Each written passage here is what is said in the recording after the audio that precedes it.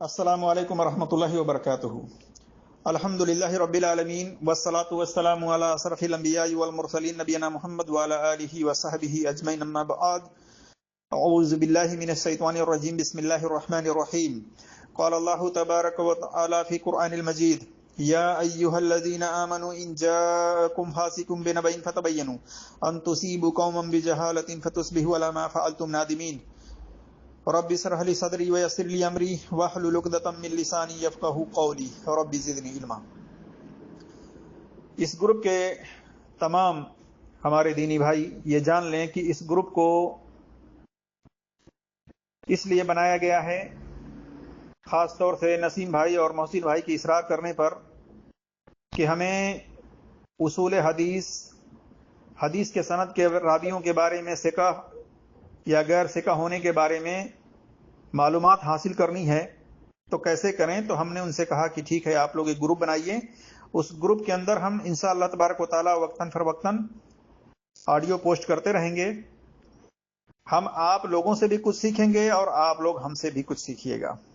अल्लाह तबारक व तआला ने जितना इल्म हमको दिया है, हम वो इल्म आप तक इंशाअल्लाह तबारक व तआला पहुंचाने की कोशिश करेंगे। और जरूरत भी है आज इस फील्ड में सीखने की, इस फील्ड के बारे में जानने की, मालूमात करने की, क्योंकि अक्सर व बेशतर लोग ऐसे हैं कि मदरसों से डिग्री तो लिए हुए हैं, फ़िक़ह के बारे में अच्छी तरह से नॉलेज है, लेकिन उसूल हदीस व अस्माउर रिजाल व जर्ह व तादील के किताबों के बारे में उन्हें इल्म नहीं है। इस मामले में बहुत थोड़े लोग हैं जो इसका इल्म हासिल किए हुए हैं। तो एक बात जान लीजिए कि मुहद्दिसीन ने कुरान की कई आयतों को लेकर के हदीस के सनद के रावियों के सिका और गैर सिका होने के ताल्लुक से, तहकीक करने के ताल्लुक से एक बुनियाद कायम किए हैं, एक उसूल बनाए हैं। जैसा कि कुरान की सूरह हुजरात आयत नंबर 6 की आयत है, जिसमें अल्लाह तबारक व तआला ने फरमाया या अय्युहल्लज़ीना आमनू इन जाअकुम फासिकुम बिनबइन फतबय्यनु, कि ऐ ईमान वालो, अगर तुम्हारे पास कोई फासिक खबर लेकर आए तो उसके खबर की तहकीक कर लिया करो, जांच पड़ताल कर लिया करो। तो अल्लाह तबारक व तआला ने हर ईमान वाले को जांच पड़ताल करने का हुक्म दिया है, चाहे वो दुनियावी मामला हो, चाहे दीन का मामला हो। आंख बंद करके एतमाद करने का हुक्म नहीं दिया है। लेकिन अक्सर व बेशतर जैसा कि आप देख रहे हैं, लोग अपने अपने दायरे में चल रहे हैं। तो बहरहाल एक आयत यह है हदीस की सनद के रावियों के सिका और गैर सिका होने के बारे में मालूमात करने के लिए, बुनियादी तौर पर यह आयत। और दूसरी ये कि ये कुछ लोग कहते हैं कि मुहद्दिसीन ने जो रावियों के ऊपर जरह की हैं, किसी को कज़्ज़ाब कहा है, किसी को फासिक करार दिया है, किसी को कुछ, क्या ये गीबत में शुमार नहीं होता? तो यकीनन ये गीबत में शुमार नहीं होता है, क्योंकि आपकी जो नीयत है वो नीयत किसी के किरदार को जलील करना नहीं है, बल्कि उसके खतरात को, उसके फितने से लोगों को बचाना है, ये नीयत है। और मुहद्दिसीन ने इसी नीयत से काम किया है, जरह और तादील की है। किसी रावी के ऊपर अगर मुहद्दिसीन ने जरह मुफस्सर की है तो उनकी नीयत यही थी ताकि लोग इस पर एतमाद करने से बच जाएं। इसी तरह से आप सल्लल्लाहु अलैहि वसल्लम की हदीस में भी है, जैसा कि सही बुखारी में हदीस नंबर 6054 वगैरह है, सही मुस्लिम में हदीस नंबर 2591 है, अदबुल मुफरद के अंदर हदीस नंबर 1311 वगैरह है। आयशा रदियल्लाहु तआला अन्हा बयान करती हैं कि एक शख्स नबी सल्लल्लाहु अलैहि वसल्लम के पास आया और मिलने के लिए इजाजत मांगी। आप सल्लल्लाहु अलैहि वसल्लम ने कहा कि उसे इजाजत दे दो, ये अपने कबीले का बुरा शख्स है। आप सल्लल्लाहु अलैहि वसल्लम के बताने का मकसद क्या था? ताकि लोग इसके बदकिरदार से बच जाएं, इससे बदकलामी करने से बच जाएं। और आप सल्लल्लाहु अलैहि वसल्लम ने खुद उसके साथ अच्छे सलूक से पेश आए, नरमी अंदाज में आपने बात की। और आप सल्लल्लाहु अलैहि वसल्लम ने कहा भी कि सबसे बदतरीन शख्स वो है जो किसी के बदकलामी की वजह से, बदकिरदार की वजह से उससे मिलने जुलने को तर्क कर दे, मिलने जुलने को छोड़ दे, इस वजह से कि वो बदकिरदार है, लिहाजा उससे मिलना जुलना तर्क कर दो, छोड़ दो। आप सल्लल्लाहु अलैहि वसल्लम ने ऐसे शख्स को بدترین قرار دیا ہے. تو یہ اس کے فتنے سے بچانے کے لیے اس کے خرابی کو لوگوں کو بتانا یہ ضروری ہوتا ہے, یہ غیبت میں شمار نہیں ہوتا ہے. محدثین نے جو جرح کی ہیں حدیث کے سند کے راویوں پر, ان کا مقصد یہی تھا کہ لوگ اس کے باتوں پر اعتماد کرنے سے بچ جائیں, اس پر یقین کرنے سے بچ جائیں, یہ مقصد تھا. تو یہ غیبت میں شمار نہیں ہوتا ہے. اب جرح اور تعدیل. جرح کہتے ہیں کسی کی خرابی, کسی کے اندر ایسی خرابی پائی جا رہی ہے جس سے دوسروں کو نقصان پہنچ سکتا ہے, تو اس خرابی کو ظاہر کرنا, اس خرابی کو بتلانا, چاہے وہ خرابی ظاہری طور سے ہو چاہے وہ باطنی طور سے ہو, اندرونی طور سے ہو, دونوں کے بارے میں اگر علم ہو جائے تو اس کو بتانا ضروری ہوتا ہے. اسی طرح سے تعدیل.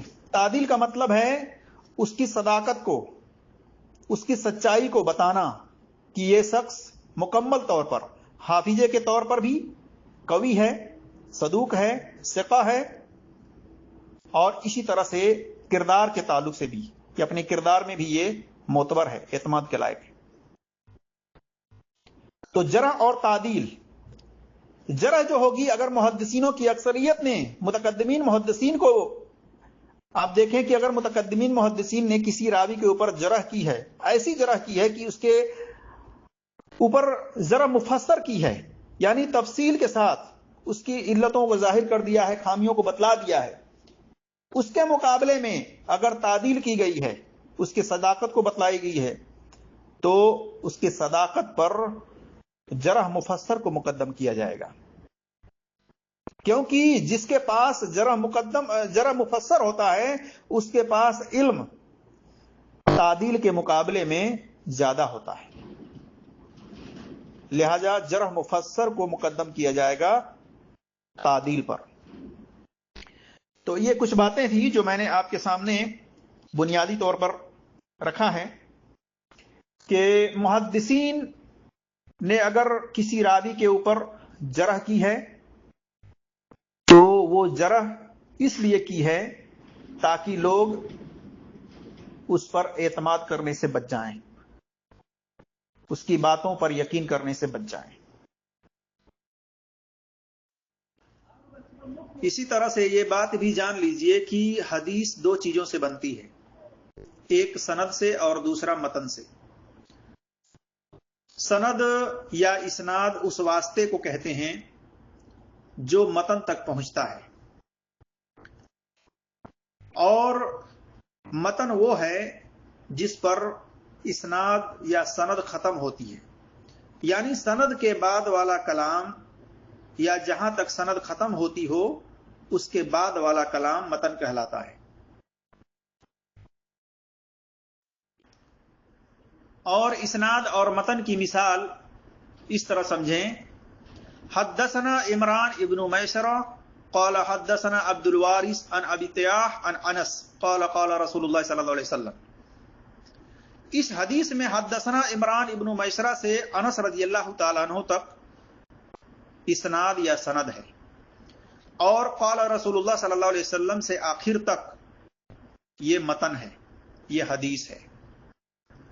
یعنی انس رضی اللہ تعالیٰ عنہ سے لے کر تبع تابعین تک جو سلسلہ ہے, جو چین ہے, یہ اسناد یا سند کہلاتا ہے.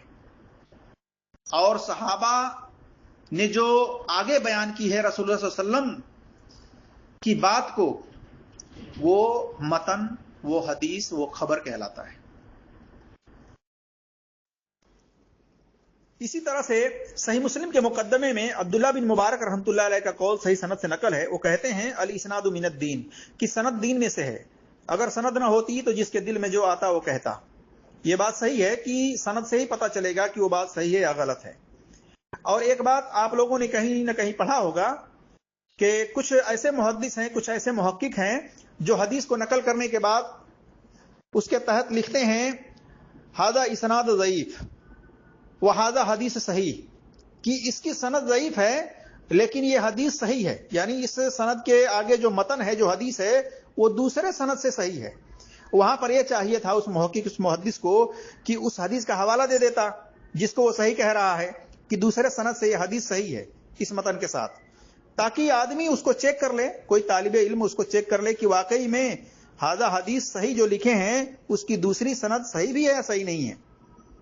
تو یہ کافی نہیں ہے اس پر اعتماد کرنا، آنکھ بند کر کے بھروسہ کر لینا کہ انہوں نے لکھا ہے کہ اس کی سند تو ضعیف ہے لیکن یہ حدیث دوسری سند سے صحیح ہے، آنکھ بند کر کے بیٹھ جانا یہ درست نہیں ہے، بلکہ اس حدیث کی بھی سند کی تحقیق کر لینی چاہیے۔ اسی طرح سے ہم یہ جاننے کی کوشش کرتے ہیں کہ حدیث کے لغوی ڈکشنری لغت کے حساب سے کیا معنی بنتے ہیں، اور پھر شرعی اصطلاح میں حدیث کس کو کہتے ہیں۔ تو یہ جان لیجئے کہ حدیث کے لغوی ڈکشنری کے حساب سے، لغت کے حساب سے اس کے جو معنی بنتے ہیں بات کے بنتے ہیں، بات کرنے کے، خبر کے، لیکن شرعی اصطلاح میں حدیث رسول اللہ صلی اللہ علیہ وسلم کے قول، فعل اور تقریر کو کہتے ہیں۔ قول کے معنی ہیں کہنا، فرمانا۔ جس حدیث میں رسول اللہ صلی اللہ علیہ وسلم کے کسی قول یا فرمان کو بیان کیا گیا ہو اسے قولی حدیث کہتے ہیں۔ فعل کے معنی کیا ہیں، یعنی فعلی حدیث کسے کہتے ہیں؟ تو فعل کے معنی کام کے ہیں۔ جس حدیث میں رسول اللہ صلی اللہ علیہ وسلم کے کسی کام کا بیان ہو اسے فعلی حدیث کہتے ہیں۔ تقریر کے کیا معنی ہیں؟ باقی رکھنا۔ تقریر کے معنی باقی رکھنا، برقرار رکھنا۔ جس حدیث میں کسی صحابی کے ایسے قول کا بیان ہو جسے رسول اللہ صلی اللہ علیہ وسلم نے سنا، یا ایسے فعل کا بیان ہو جسے رسول اللہ صلی اللہ علیہ وسلم نے دیکھا لیکن آپ صلی اللہ علیہ وسلم نے نہ اس قول کی تردید کی، نہ اس قول کا رد کی، اور نہ اس فعل، اس عمل، اس کام سے منع کیا، بلکہ اس قول یا فعل کو برقرار رکھا، تو اس حدیث کو تقریر حدیث کہتے ہیں۔ اب آئیے یہ جاننے کی کوشش کرتے ہیں کہ صحیح حدیث کس کو کہتے ہیں، اور صحیح حدیث ہونے کے لیے کتنے شرائط کا پایا جانا ضروری ہے۔ تو یہ جان لیجئے کہ صحیح حدیث اس مسند حدیث کو کہتے ہیں جس کی سند عادل و ضابط راویوں کی سند کے ساتھ آخر تک متصل ہو اور ساز و معلول نہ ہو۔ اس تعریف سے معلوم ہوا کہ صحیح حدیث میں 5 شرائط کا پایا جانا ضروری ہے۔ صحیح حدیث میں 5 شرطوں کا پایا جانا ضروری ہے۔ نمبر 1، اتصال سند ہو۔ اس کا مطلب یہ ہے کہ راوی نے اپنے سے اوپر والے راوی سے براہ راست سنا ہو، براہ راست سنا ہو، اور کوئی راوی درمیان سے، بیچ سے ساکت نہ ہو، غائب نہ ہو، حذف نہ ہو، اور یہ سلسلہ آخر سند تک قائم رہے۔ نمبر 2، دوسری شرط یہ ہے کہ راوی عادل ہو۔ عادل سے مراد وہ شخص ہے جس کے اندر تقوی، پرہیزگاری ہو، شرک، فسق اور بدعت جیسے برے اعمال سے اجتناب کرتا ہو۔ نمبر 3، راوی ضابطہ ہو۔ ضبط کی 2 قسمیں ہیں، ضبط قلبی اور ضبط کتابی۔ ضبط قلبی سے مراد یہ ہے کہ راوی نے جو کچھ سنا ہے اس کو اسی طرح سے حفظ کیا ہو، یاد کیا ہو، اور جب چاہے اسے ادا کر دے، سنا دے۔ اور ضبط کتابی سے مراد راوی کا سننے اور درست کرنے کے بعد اپنے پاس محفوظ رکھنا تاکہ دوسرے راوی تک اسی طریقے سے اس کو پہنچا دے، جس طریقے سے سنا ہے، جس طرح سے حفظ کیا ہے، یاد کیا ہے، اسی طریقے سے دوسرے تک اس کو پہنچا دے۔ نمبر 4، ساز نہ ہو۔ ساز کے لغوی معنی تنہا کے ہیں، اور اصطلاح میں ساز سے مراد راوی کا اپنے سے زیادہ ثقہ، معتبر، راجح راوی کی مخالفت کرنا ہے، یعنی وہ روایت ساز نہ ہو۔ ساز کا مطلب یہی ہے کہ وہ راوی اپنے سے زیادہ ثقہ راوی کی مخالفت نہ کرتا ہو۔ نمبر 5، معلول نہ ہو۔ معلل کے لغوی معنی ہیں وہ جس میں بیماری ہو، اور اصطلاحاً معلل وہ ہے جس میں کوئی خفیہ علت، خفیہ خامی، خفیہ کمی قاعدیہ ہو، یعنی وہ حدیث جس میں ایسی علت موجود ہو جو اس کے ضعیف کا سبب بنے، کمزوری کا کارن بنے، ریجن بنے، اگرچہ ظاہراً وہ بے عیب و سالم نظر آئے۔ یعنی ظاہری طور سے معلل حدیث وہ ہے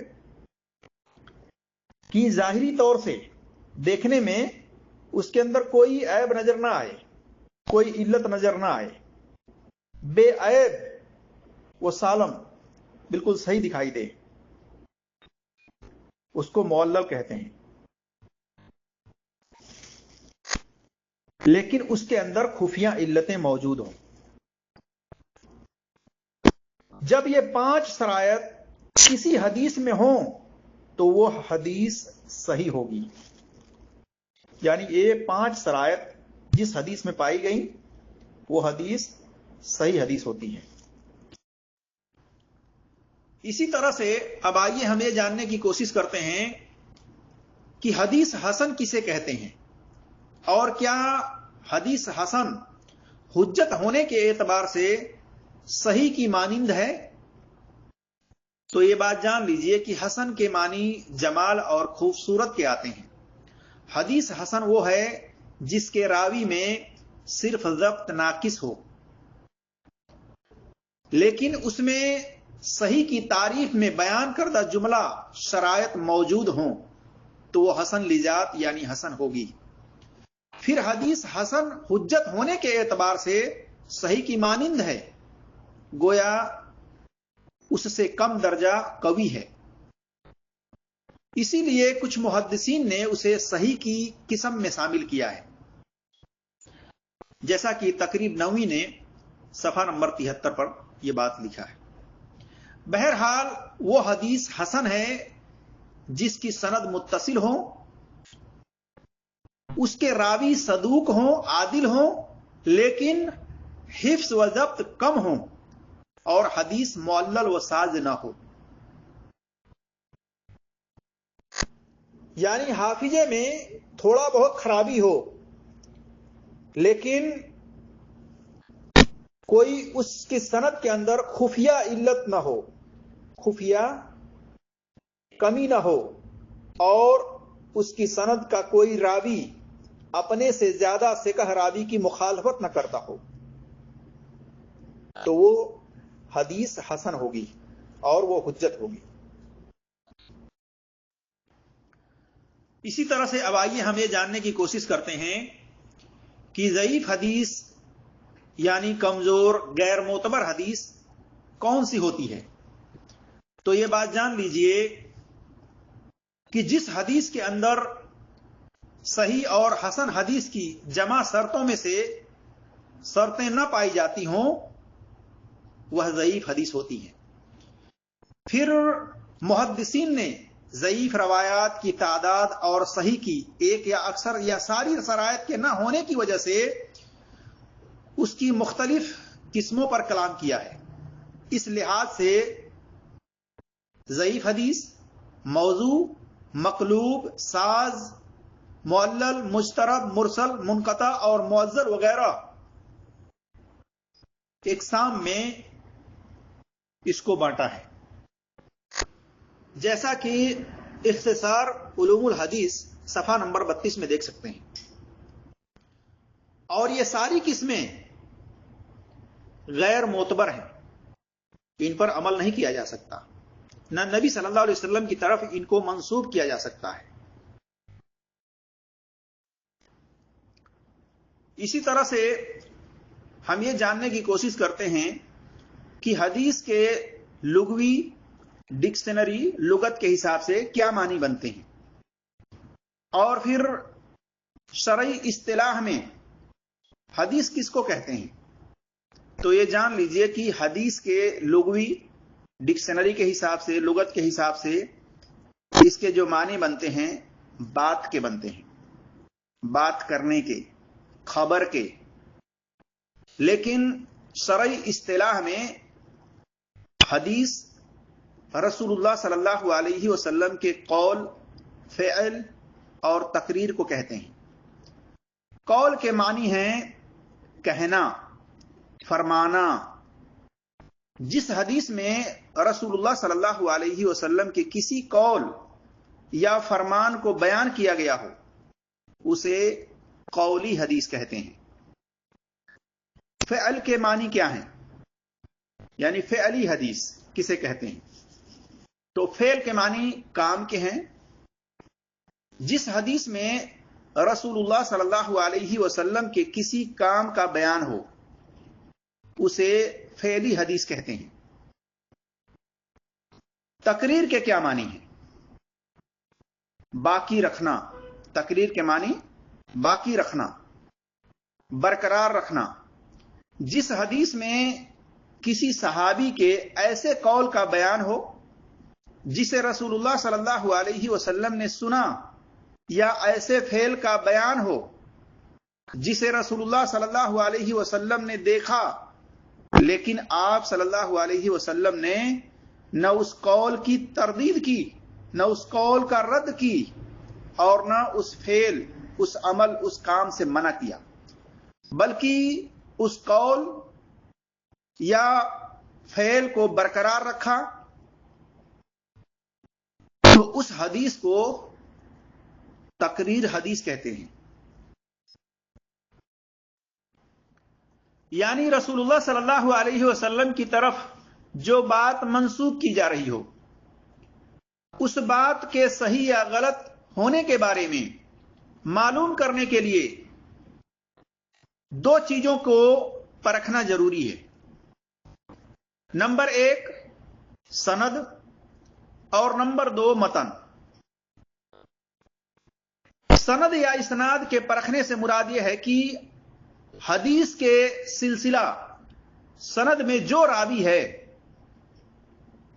उनको देखा जाए कि वो मोतबर हैं या गैर मोतबर। हर रावी अपने उस्ताद से मिला है या नहीं मिला है, यानी मुलाकात की है या नहीं मुलाकात की है। अगर मुलाकात की है तो क्या उससे बराह रास्त हदीस सुनी है या नहीं सुनी है, इसका भी पता लगाना है। इसी तरह से मोतबर रावी को सिकाह कहते हैं, आदिल कहते हैं, और गैर मोतबर रावी को ज़ईफ कहते हैं, कमजोर कहते हैं। जैसा कि और आगे इसके बारे में तफसीलात आएंगी। इसी तरह से मतन के बारे में, हदीस के मतन को परखने से यह मुराद है कि रसूलुल्लाह सल्लल्लाहु अलैहि वसल्लम ने जो अल्फाज कहे थे, या सहाबी ने रसूलुल्लाह सल्लल्लाहु अलैहि वसल्लम के मुतालिक जो अल्फाज अदा किए थे, उनकी जांच पड़ताल की जाए कि वो हम तक सही तौर पर पहुंचे हैं या नहीं। अल्फाज में कुछ रद्दो बदल, कमी या बेसी तो नहीं हुई है, कोई ऐसी खुफिया इल्लत, कोई ऐसी छुपी हुई खामी या वजह तो नहीं जो मतन को मशकूक बना दे।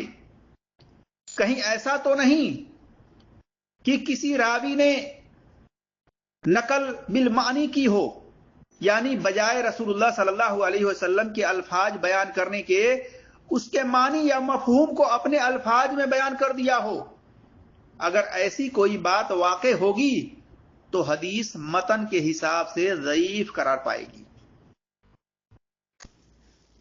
اور اگر سند میں راوی کا ایک دوسرے راوی سے ملاقات ثابت نہیں ہے، یا ملاقات تو ثابت ہے لیکن اس حدیث کا سننا ثابت نہیں ہے، تو وہ سند بھی متصل جڑی ہوئی سند نہیں کہلائے گی بلکہ منقطع قرار پائے گی، منقطع سند کہلائے گی۔ وہ بھی سند غیر معتبر ہوتی ہے، ضعیف ہوتی ہے۔ اور جو سند متصل ہو، ہر راوی کا ایک دوسرے راوی سے ملاقات ثابت ہو، اس حدیث کا سننا ثابت ہو، تو وہ سند جو ہے متصل کہلاتی ہے، معتبر کہلاتی ہے، اس کے اندر کوئی اور علت نہ ہو تو۔ اسی طرح سے عبداللہ بن بریدہ رضی اللہ تعالیٰ عنہ سے ایک حدیث ہے، مشہور حدیث ہے، اور رمضان میں خاص طور سے آخری عشرے میں لیلۃ القدر کی تلاش میں لوگ اس کو پڑھتے ہیں۔ اس الفاظ کے ساتھ کی کہتے ہیں کہ عائشہ رضی اللہ تعالی عنہا نے رسول اللہ صلی اللہ علیہ وسلم سے کہا کہ اگر ہمیں لیلۃ القدر کی رات مل جائے تو ہم کیا پڑھیں؟ تو آپ صلی اللہ علیہ وسلم نے ان کو یہ تعلیم دی، ان کی طرف منسوب ہے۔ آپ صلی اللہ علیہ وسلم نے کہا کہ عائشہ تم اس طرح سے دعا کرو، اللہم انک عفو تحب العفو فاعف عنی۔ اس روایت کو عائشہ رضی اللہ تعالی عنہا سے بیان کرنے والے عبداللہ بن بریدہ ہیں۔ عبداللہ بن بریدہ یہ تابعی ہیں، انہوں نے عائشہ رضی اللہ تعالی عنہا سے نہیں سنا ہے اس حدیث کو۔ عبداللہ بن بریدہ کے بارے میں امام دارقطنی وغیرہ ہیں، کئی محدث ہیں جو کہتے ہیں عبداللہ بن بریدہ لم یسمع من عائشہ، کہ عبداللہ بن بریدہ نے عائشہ رضی اللہ تعالیٰ عنہ سے یہ حدیث کو نہیں سنا ہے۔ اور جب تحقیق کی گئی تو پتا چلا کہ واقعی میں صحیحین کے اندر عبداللہ بن بریدہ نے دوسری حدیثوں کو اپنے والد کے ذریعے سے عائشہ رضی اللہ تعالیٰ عنہ سے بیان کی ہے۔ معلوم ہوا کہ جو عبداللہ بن بریدہ نے اپنے والد کا واسطہ بیچ سے ہٹا کر کے حذف کر کے ڈائریکٹ عائشہ رضی اللہ تعالیٰ عنہ سے حدیث بیان کی ہے، وہ سند متصل نہیں ہے بلکہ وہ سند مرسل منقطع ہے۔ اس اعتبار سے اس کی سند ضعیف قرار پاتی ہے۔ اب کچھ لوگ کہتے ہیں عبداللہ بن بریدہ مدینہ میں آتے جاتے تھے۔ بھائی ٹھیک ہے، عبداللہ بن بریدہ جو ہیں مدینہ میں آتے جاتے تھے، ملاقات بھی مان لیجئے، لیکن جب سننا ثابت نہیں ہے، محدثین جب اس بات کو کہہ رہے ہیں کہ سننا ثابت نہیں ہے، کیونکہ دیگر سندوں سے پتہ چلتا ہے کہ عبداللہ بن بریدہ جو حدیث عائشہ رضی اللہ تعالیٰ عنہ سے سنا ہے وہ اپنے والد کے واسطے سے سنا ہے، ڈائریکٹ عائشہ رضی اللہ تعالیٰ عنہ سے نہیں سنا ہے، تو وہ بات درست ہے، معتبر ہے اور ثابت ہے کہ عبداللہ بن بریدہ کا عائشہ رضی اللہ تعالیٰ عنہ سے سننا ثابت نہیں ہے۔ اسی طرح سے اب آئیے ہم یہ جاننے کی کوشش کرتے ہیں کہ مرفوع حدیث اور موقوف حدیث اور مقطوع حدیث کسے کہتے ہیں۔ تو یہ جان لیجئے کہ مرفوع حدیث وہ حدیث ہے جس میں رسول اللہ صلی اللہ علیہ وسلم کا قول، فعل یا تقریر کا بیان ہو۔ مرفوع حدیث کی دو قسمیں ہیں، نمبر 1 شریح اور نمبر 2 حکمی۔ شریح حدیث مرفوع وہ ہے جس میں صراحتاً یعنی تفصیل کے ساتھ ذکر ہو کہ رسول اللہ صلی اللہ علیہ وسلم نے فرمایا، یا رسول اللہ صلی اللہ علیہ وسلم نے فلاں کام کیا، یا رسول اللہ صلی اللہ علیہ وسلم نے فلاں بات سنی، یا کسی کو فلاں کام کرتے دیکھا اور اس پر خاموشی ظاہر کی۔ حکمی مرفوع حدیث وہ ہے جس میں صراحتاً کسی قول یا فعل یا تقریر کو रसूलुल्लाह सल्लल्लाहु अलैहि वसल्लम की तरफ मंसूब न किया गया हो। मिसाल के तौर पर अगर कोई सहाबी ऐसी बात बयान करे जो वो बयान कर ही नहीं सकता जब तक उसे रसूलुल्लाह सल्लल्लाहु अलैहि वसल्लम ने न बताया हो, तो उस हदीस को हुक्मन मरफू कहेंगे।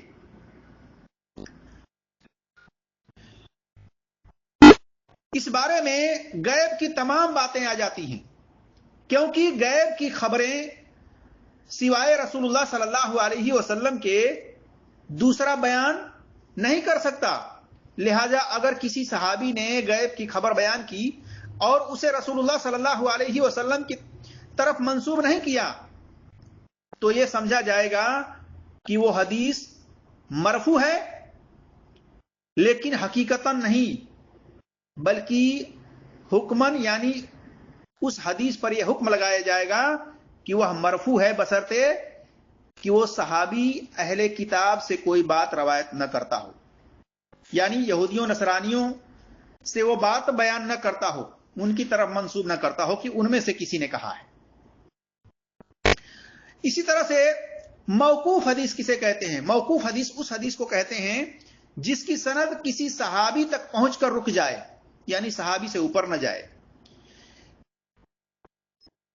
उस हदीस में बयान करदा कौल या फेल सहाबी का कौल या फेल हो, रसूलुल्लाह सल्लल्लाहु अलैहि वसल्लम का कौल या फेल न हो। इसी तरह से सहाबी का मौकूफ हदीस, मौकूफ कौल, यह हुज्जत होता है बशर्ते उसकी सनद सही हो। इसी तरह से मक्तू हदीस, मक्तू रवायत वो है जो किसी ताबई या ताबई से नीचे के रावी पर पहुंचकर खत्म हो जाए, रुक जाए। और एक बात जान लीजिए कि सहाबी की मुरसल और मौकूफ रवायत अगर बात सनद सही हो तो वो हुज्जत होती है, लेकिन ताबई की मुरसल मुनक़ते रवायत हुज्जत नहीं होती है। अक्सर मुहद्दिसीन के उसूल के मुताबिक ताबई की मुरसल मुनक़ता रवायत ज़ईफ होती है। इसी तरह से अगर कोई ताबई बीच से सहाबी का वास्ता हटा करके डायरेक्ट नबी सल्लल्लाहु अलैहि वसल्लम की कोई बात बयान करे तो वो हुज्जत नहीं होती है, बल्कि वो मुरसल मुनक़ता गैर मोतबर होती है।